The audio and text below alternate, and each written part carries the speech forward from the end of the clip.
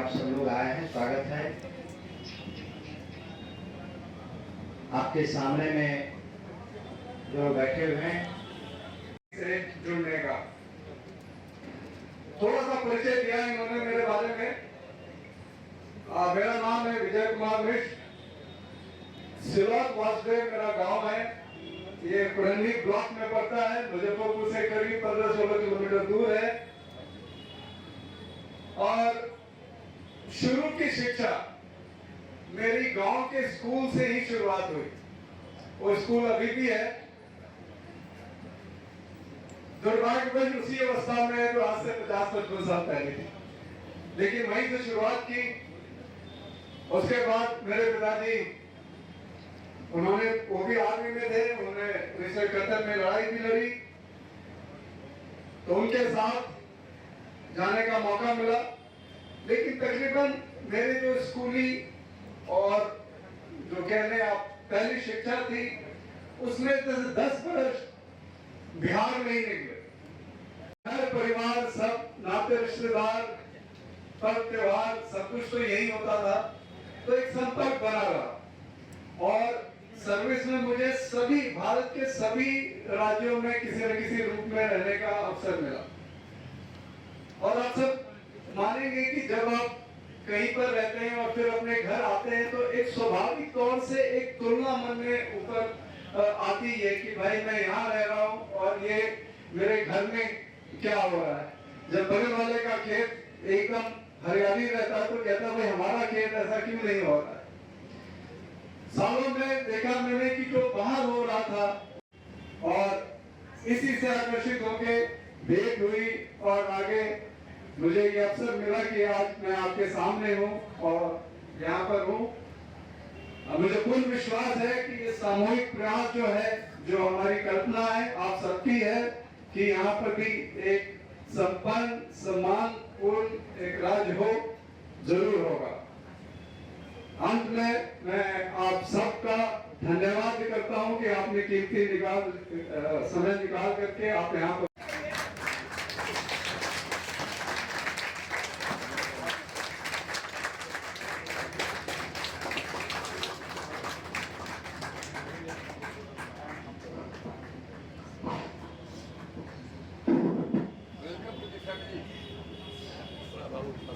और एक lieutenant general उस दल के नेतृत्व का हिस्सा है। तो मैं तहे दिल से मुजफ्फरपुर के मिश्रा जी का जन स्वराज परिवार में स्वागत करता हूं। और इन्होंने जितनी बातें अपने बारे में बताई, उससे उनका व्यक्तित्व, उनका चरित्र, उनकी बिहार, सबसे बढ़कर बिहार को सुधारने की उनकी मंशा उससे बहुत ज्यादा है। हम लोग सब इस आशा और विश्वास के साथ कि ढिल्लों साहब के जुड़ने से जन स्वराज की सोच, जिसका सामूहिक नेतृत्व और मजबूत होगा, बिहार को सुधारने के प्रति जो हम लोग का नजरिया है उसमें नए आयाम जुड़ेंगे। इसी विश्वास के साथ तहे दिल से उनका फिर से हम लोग जन स्वराज परिवार में स्वागत करते हैं। पार्टी के चाल, चरित्र और चेहरा में कितना अंतर है वो आपको दिखेगा, दिख भी रहा होगा, पहले से भी आप लोग जानते होंगे। ये मेडिकल कॉलेज किशनगंज में है और क्योंकि मैं पूर्णिया से जुड़ा हुआ हूँ, ये सीमांचल क्षेत्र में आता है, तो इतना मैं बड़े कॉन्फिडेंस के साथ कह सकता हूँ कि वहां का एक एक आदमी जानता है कि किस गलत रूप से अपनी ताकत और पैसों का इस्तेमाल करके इस मेडिकल कॉलेज को गलत रूप से दिल्ली जायसवाल जी ने लिया है। ये मुद्दा सबसे पहले पब्लिक डोमेन में हमारे श्री प्रशांत किशोर जी ने उठाया था। आज मोरेश्वर सिंह जी के परिवार के सदस्य यहाँ हैं। मैं चाहूंगा कि इस बात को आगे बढ़ाने के लिए भी प्रशांत किशोर जी ही आपसे मुखातिब हो। धन्यवाद। 2-4 मिनट में सुन ले, फिर मैं आपके सारे सवालों को लूंगा और इस पर विस्तृत चर्चा हम लोग करेंगे।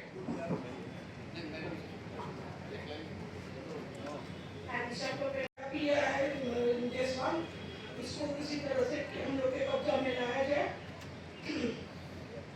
और इसके लिए हम सबके लिए आभारी रहेंगे। दुखी हूँ, मैं बहुत दुखी किया है माता मेडिकल कॉलेज के बारे में बोलना चाह रही हूँ। ये हमारा मेडिकल कॉलेज मेरे पापा ही खोले थे। इस पापा को शिक्षा से बहुत प्रेरित है। जिस शिक्षा से मैं पढ़ के निकली हूँ वो Guru Nanak girls high school भी गुरु विचार कटिहार में बनाए थे, उससे ही मैं पास आउट हुई हूँ।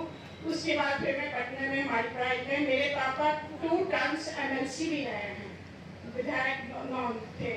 हमारे पापा सारा कुछ काम करते रहे, पर इसने इतनी षड्यंत्र करके हमारे कॉलेज को एक कलंक था, ये अमरिंदर झा का कलंक था, और इन्होंने सारे सेक्रेटरी पापा को लेके इन्होंने उसको निकाला, फिर करतार सिंह को लेके और सारे ट्रस्टी को निकाल के फिर इन्होंने अनेक तरीका से गैर कानूनी कोई भी लॉ में नहीं है। मैं लॉ की बात तो कुछ जानती नहीं हूँ, लॉ के बारे में मेरे ब्रदर बताएंगे।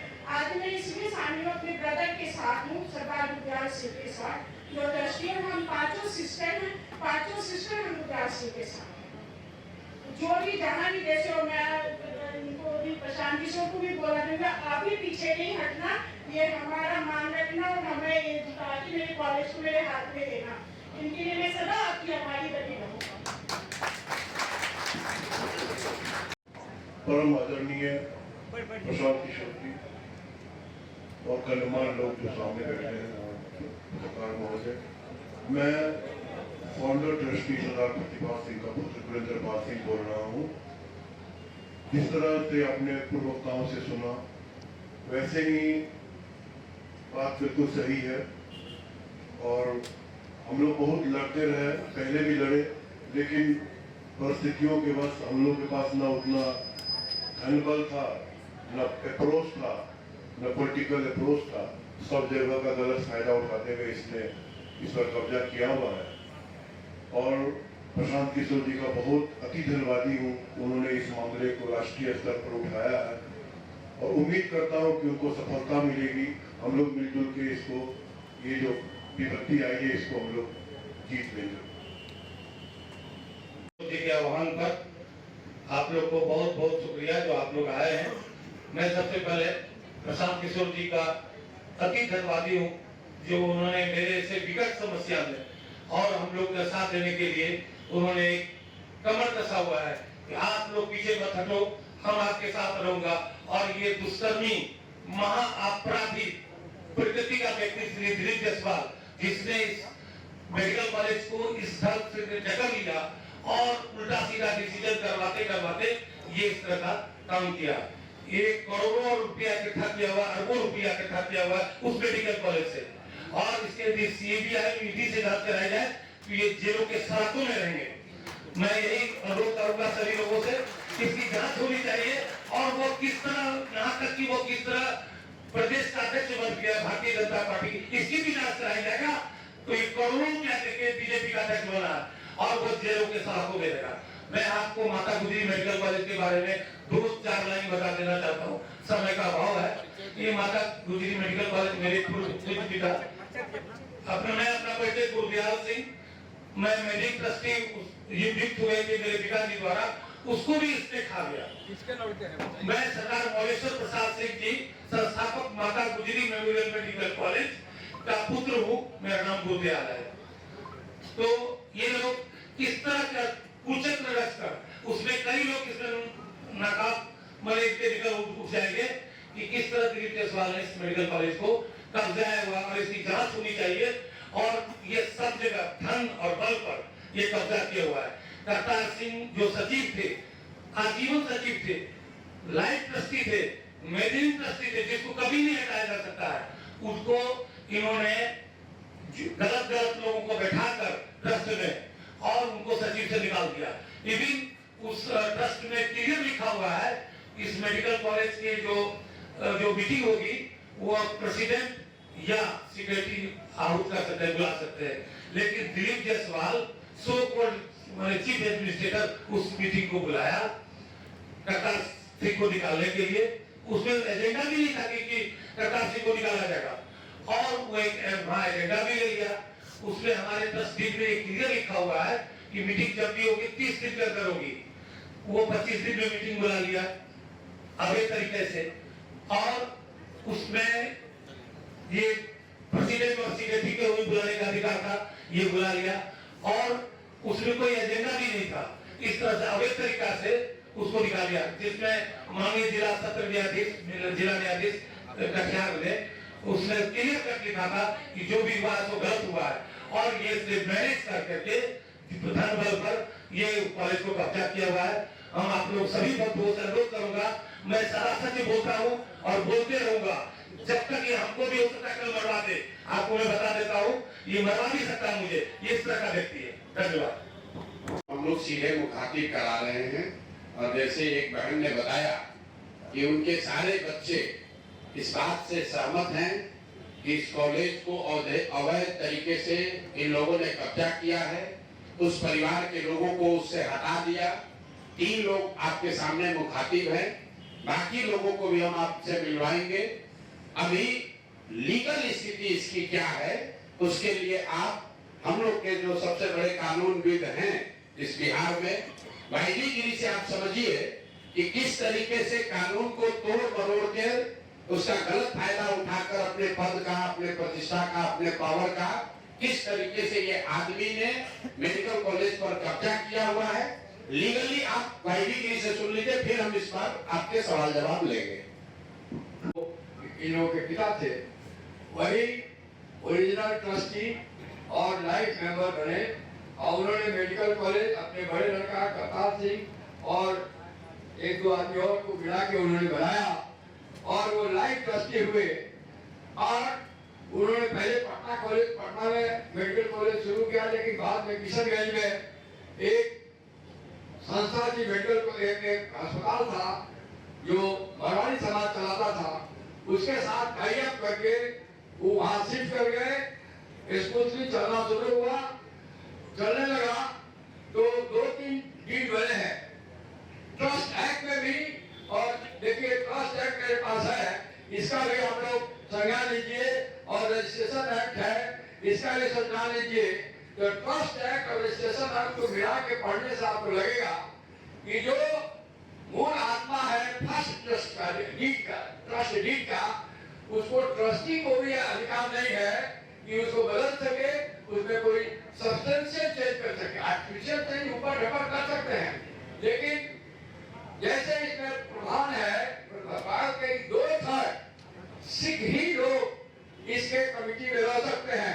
आज की स्थिति क्या है पता नहीं, कैसे ये इंस्टीट्यूशन रन कर रहा है, कंप्लीट वायलेट किए हैं ये लोग ट्रस्ट एक्ट को। और कितने शिष्ट रह के सिख रह गए हैं, 2/3 जहाँ रहना कंपल्सरी है, वहाँ 2-4 अब शिक्षक आ गए हैं, बाकी सब नाम से जो आ गए हैं वो मेडिकल कॉलेज वाले जो जिनका कॉलेज दिएगा था मारवाड़ी समाज के, उसके सेक्रेटरी हो गए हैं। अभी तक हमको ये समझ में नहीं आया है कि किस लॉ के व्यवधान, क्योंकि श्री जायसवाल जो जायसवाल जी प्रसाद के अध्यक्ष है बिहार के बीजेपी के, वो कैसे इसमें ट्रस्टी हो गए। किसी कानून से किसी एम्प्लॉय थे, तो ट्रस्ट एक्ट में किसी एम्प्लॉय को मैनेजिंग ट्रस्टी या ट्रस्टी नहीं बनाया जाता है, बात है। जिसका पर्सनल इंटरेस्ट है, जो सैलरी डायरेक्ट करता है, वो नहीं हो सकता है। अब क्या कैसे कागज का इन्होंने घोटाला किया है और लोग को वायलेट करके ये उसने बैंकिंग कमेटी अपने ही नहीं, अपने बेटे को, अपने बहू को और जो भी लोग हैं उन्होंने को बना दिया है। और जो रियल फैमिली है, प्रोफेसर सिंह का जो लीगल एयर है, उनके धीरे धीरे निकाल दिया। एक चीज, एक डॉक्यूमेंट दिखाना चाहते हैं आपको, ये 1998 में प्रोफेसर बाबू के मरने के पहले उन्होंने एक एफिडेविट किया था और ये लिख के दिया है कि इनके सेकंड सन सरदार गुरदयाल सिंह भी हमारे ट्रस्टी हैं, हमारे सक्सेसर हैं, फर्स्ट सन भी है और सेकंड सन भी है।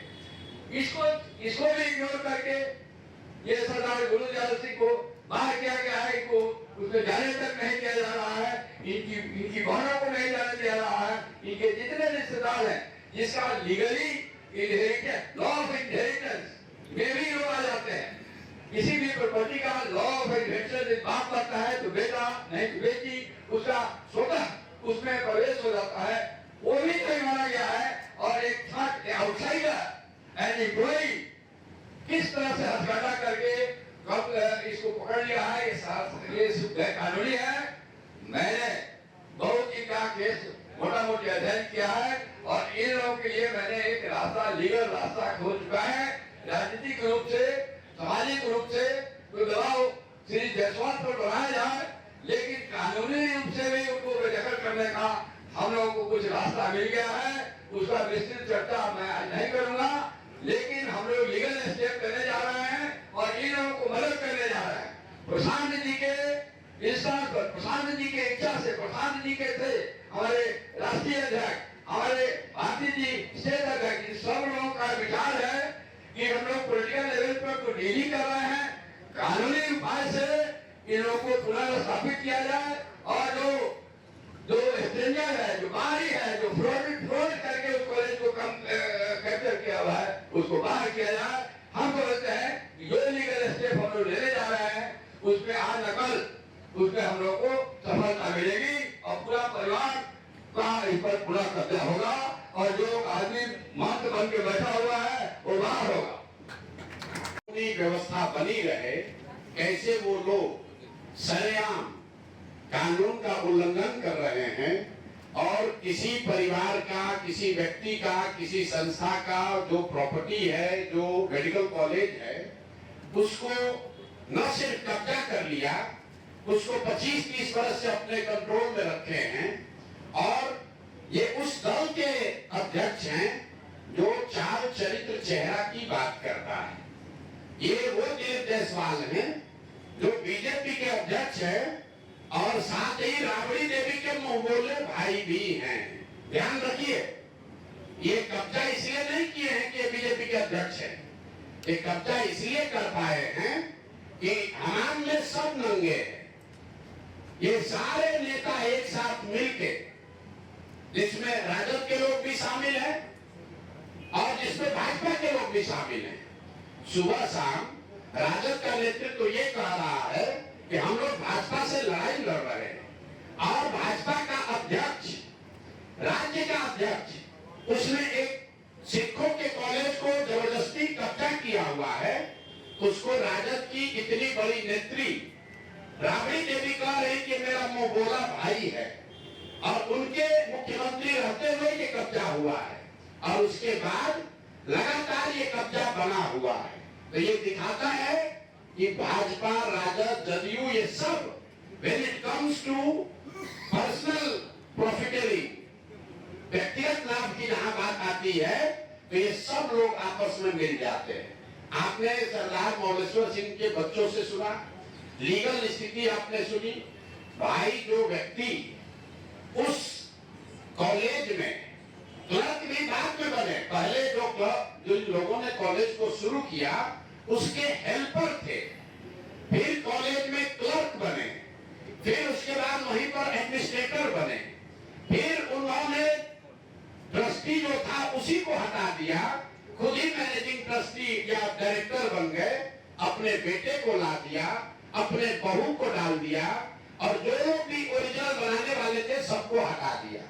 उन्होंने जो किया ये तो बहुत गंभीर विषय है, लेकिन आपके हमारे लिए गंभीर विषय ये है कि बिहार में 25 साल से ये चीज चल रहा है, आज तक न किसी ने आवाज उठाई, न उन पर कोई कार्रवाई हुई, न उस आदमी को कोई डर है, बल्कि वो आदमी क्लर्क से बढ़ते बढ़ते अब भाजपा का यहाँ का अध्यक्ष बन गया है। ये कैसे संभव है? ऐसा नहीं है कि बीच में मामला उठा नहीं है। एक व्यक्ति राजेश शाह की इसमें संदिग्ध हत्या भी हुई है, उस पर केस भी हुआ है। उस परिवार के लोग मुख्यमंत्री के दरबार में नीतीश कुमार से आकर मिले हैं, नीतीश कुमार ने उस पर जांच की बात कही है और जिस एसपी ने साहब को, ये दिलीप जायसवाल को क्लीन चिट दिया है, अपेरेंटली उन्हीं की पत्नी के बारे में कहा जा रहा है कि उसको मेडिकल कॉलेज में एडमिशन देके उनको एमबीबीएस कराया गया है। तो ये तो पूरा मॉडल है कि इस कॉलेज का इस्तेमाल राजनीतिक लाभ और पैट्रोनेज के लिए खुलेआम 25 साल से किया जा रहा है। अब एक आंकड़ा सुनिए, 50 से ज्यादा पॉलिटिकल लोगों के परिवार के लोग, एक तो नहीं 50 से ज्यादा अलग अलग पॉलिटिकल परिवार के लोग, उनके बच्चे, उनके परिवार के सदस्य बिना किसी एडमिशन टेस्ट के मैनेजमेंट कोटा से इस कॉलेज में उन्होंने एडमिशन लिया। वहां से मेडिकल की उनको डिग्री मिल गई और वो सब दिलीप जायसवाल को बचाने और मदद करने में लगे रहे। जब भी पिछले 25 वर्ष में दिलीप जायसवाल को कोई परेशानी हुई, जिससे भी परेशानी हुई, उस व्यक्ति को, वो चाहे राजनीतिक नेता था या पत्रकार था, पुलिस वाला था, जुडिशरी का था, या तो उसको पैसे और बल से दबाया गया। अगर नहीं हुआ तो उसके परिवार में किसी आदमी को मेडिकल में सीट देकर इस आदमी ने मैनेज किया। और इतनी बड़ी बात 25-30 साल से लगातार चल रही है और किसी की हिम्मत नहीं है कि दिलीप जायसवाल पर सवाल उठाए। तो जन सुराज ने तय किया है कि हम लोग इस मामले को न सिर्फ उठाएंगे बल्कि इसको समाज में, जनता के बीच रखेंगे। जैसा गिरी जी ने बताया, इसकी लीगल लड़ाई लड़ेंगे। हर उस दरवाजे पर जाएंगे जहां पर इन्होंने अपने रसूख का इस्तेमाल करके कहीं न कहीं धांधलेबाजी की है। ये आप इससे बच नहीं सकते हैं। मैंने ये एक छोटा सा बाइट दिया था, उसके बाद से दिलीप जायसवाल चुपचाप बैठे हुए हैं। अब आपकी ये जिम्मेवारी है कि जितने आप लोग पत्रकार हैं, तो जो भी भाजपा का प्रवक्ता आता है या जो भाजपा का नेता है अपने को बहुत चाल चरित्र चेहरा वाला बता रहा है, उससे जरा पूछिए कि भाई तुम्हारा अध्यक्ष उस पर सीधे सीधे गबन और जबरन माइनॉरिटी कॉलेज को कब्जा करने, उस कॉलेज का संसाधनों का व्यक्तिगत लाभ के लिए उपयोग करने, हर तरह के गलत काम करने के लिए उसका आप उपयोग कर रहे हैं, उस पर आपका क्या टीका टिप्पणी है? और हत्या का जो उन पर आरोप है, FIR है, राजेश शाह के हत्या का FIR है बजाप्ता साहब पर। कोई डिटेल आप नहीं दे रहे, हमको मालूम है। अभी ये लोग हल्ला मचाएंगे तो अगला प्रेस कॉन्फ्रेंस में आपको वो भी डिटेल देंगे कि जो मैंने आपको बताया कि एक संदिग्ध हत्या हुई है इनके साथ रहने वाले व्यक्ति की, राजेश शाह की, उसकी बहन, उसके भाई, उसके माँ, वो 20 वर्ष से दौड़ रहे हैं, इंसाफ की मांग कर रहे हैं, अभी तक उस पर कोई कार्रवाई नहीं हुई है। कैसे उस केस को पूरा मैनिपुलेट किया गया। 2007 की ये घटना है। कोर्ट में आके पत्नी का बहुत का स्टेटमेंट है, हम पढ़ के सुना देते हैं, सर्टिफाइड कॉपी है। मेरे भाई राजेश शाह की हत्या दिलीप जायसवाल के द्वारा षड्यंत्र करके अपने आदमियों द्वारा करवाया गया है। तो खुद पीड़िता ने कहा है, ये रिकॉर्डेड है, ये कोर्ट का है। इसके बाद भी कैसे एसपी साहब मदद की? 164 का बयान है जिसकी हत्या हुई है उसके बहन का, और उसके बाद पुलिस ने उनको क्लीन चिट दे दिया। जिन्होंने क्लीन चिट दिया उन्हीं की पत्नी उनके कॉलेज में जाकर MBBS डिग्री ले रही है। अब आप देख लीजिए, जहां से कोर्ट से रिलीफ मिला है, जिन्होंने कोर्ट से रिलीफ दिया है उनको क्या बेनिफिट मिला है ये भी आपको आगे बताएंगे। तो मेरा दिलीप जायसवाल से और भाजपा में जो लोग भी भाजपा के चाल चरित्र चेहरा विचारधारा की बात करने वाले लोग हैं, उनसे अपील है कि भाई अभी से भी अपना स्टांस क्लियर करो। अगर थोड़ी भी शर्म बाकी है तो पद से इस्तीफा दीजिए, और नहीं तो जो अमित शाह जी हैं, मोदी जी हैं, जो कह रहे हैं कि ना खाएंगे ना खाने देंगे, वो आकर इस पर बताएं कि उनके पार्टी का राज्य का अध्यक्ष, मुखिया, उस पर हत्या का आरोप है, एक सिखों के माइनॉरिटी कॉलेज को कब्जा करने का आरोप है, उस पर बीजेपी का क्या कहना है? और उसके साथ साथ आरजेडी वाले बताएं कि उन्होंने अभी तक इस पर क्या कार्रवाई की है। 25 साल से भाजपा से लड़ने का दावा करने वाले राजद वाले लोग, ये मुसलमानों के रहनुमा बनने वाले लोग, माइनॉरिटी वंचित की बात करने वाले लोग, तुम्हारे राज में सिखों के कॉलेज पर कब्जा हो गया, उसको तुमने मुंह बोला भाई बना लिया, उस पर आज तक टीका टिप्पणी क्यों नहीं की? आपको बता देते हैं क्यों नहीं की कि लालू जी के जो 2 साले थे, जरा जाकर पता कीजिए कि उन दोनों सालों के परिवार के कितने लोग इसी मेडिकल कॉलेज से गलत तरीके से डिग्री लेकर डॉक्टर बने। नाम हम नहीं बता रहे हैं, आप लोग खोज लीजिए, वो अभी जवाब देंगे तो उनको नाम भी जारी करेंगे कि लालू जी के परिवार के कितने लोग उस मेडिकल कॉलेज से डिग्री लेकर निकले। तो मेरे भाई, ये मिली भगत है, सब आपस में मिले हुए हैं और वहां पर एक कॉलेज को कब्जा किया। जिसने आवाज दी उसको या तो मैनेज किया या उसको मार दिया, उसको दबा दिया। करतार सिंह जी जो वहां मैनेजिंग ट्रस्टी थे, उनको केस में फंसाया, जेल में उनके साथ मारपीट की गई, उनको इतना टॉर्चर किया कि करतार सिंह जी किशनगंज छोड़कर भाग गए। जब वो किशनगंज छोड़कर भाग गए, उसके बाद जाकर उनके साथ दबाव में समझौता करके केस विड्रॉ कराया है। तो भाई, ये बात पब्लिक डोमेन में आनी चाहिए, भाजपा का भी, उसके साथ जदयू का भी। और एक और बात समझ लीजिए कि 3 वर्ष लालू जी राबड़ी जी की बात छोड़ दीजिए, अभी नए नए उनके लड़के जो नेता बने हैं, 2 बार जब महागठबंधन की सरकार रही है, दोनों बार स्वास्थ्य मंत्रालय उसका मंत्री राजद के लोग रहे हैं, दोनों बार डिपार्टमेंट राजद के पास रहा है। जदयू वालों से पूछिए कि सुशासन की बात करने वाले नीतीश कुमार 20 साल से यहाँ शासन कर रहे हो, दिलीप जायसवाल को बगल में बैठाकर चाय पीते हैं, सीटों का निगोशिएशन करते हैं, तो क्या आप मानने को तैयार हैं कि मेडिकल कॉलेज पर अवैध कब्जा करने वाले के साथ बैठकर आप राजनीति कर रहे हैं? तो ये हम लोग का आरोप है, हम लोग ने अपनी बात रख दी। अब आपके जो सवाल है वो आप कर लीजिए। इसका दूसरा चरण अभी 7 दिन में जब उनका जवाब आएगा तो फिर जारी करेंगे। इनको छोड़ेंगे नहीं, हर 7 दिन पर लोगों को बताएंगे कि इस आदमी का चरित्र क्या है और इसके साथ जुड़े हुए लोग, चाहे वो भाजपा के हो या राजद के, अब वो बच नहीं सकते हैं। अगर कानूनी तौर पर बच भी गए हो तो पब्लिक के सामने आपको खड़ा करेंगे और 3 महीना के बाद अगर जनसुराज की व्यवस्था बनी तो आपको, आपके साथ क्या होने वाला है अभी से आप समझ लीजिए। देखिए, हमको खुशी है कि पत्रकार होने के नाते आपने पहली बार इस विषय पर अध्ययन या रिसर्च शुरू किया। बिल्कुल ठीक बात है। जैसा इन साथियों ने बताया कि जब सरदार मौलेश्वर सिंह जी ने ट्रस्ट बनाया तो उसमें जितने ट्रस्टी थे उसको धीरे धीरे करतार सिंह के माध्यम से ही हटाया गया है। हटाने के पीछे दिलीप जायसवाल थे, क्योंकि उस समय वो एडमिनिस्ट्रेटर थे। एक समय ऐसा आया जब करतार सिंह अकेले रह गए और उनकी माता जी रह गई। तो जब करतार सिंह जी अकेले रह गए तो उन्हीं पर केस करवा दिया, उनको जेल में डलवाया, उनको टॉर्चर करवाया। करतार सिंह भाग गए, बच गई अब मां जो लाइफ ट्रस्टी थी, उनकी हो गई मृत्यु। तो लाइफ ट्रस्टी के मृत्यु होने के बाद वो पोस्ट खाली हुआ, तो उनके जो लीगल एयर थे उनको जगह मिलनी चाहिए थी, वो मिली नहीं। तो लाइफ ट्रस्टी चले गए, करतार सिंह को डरा के धमका के केस में फंसा कर भगा दिया और जो बच गया वो सब कब्जा कर लिया।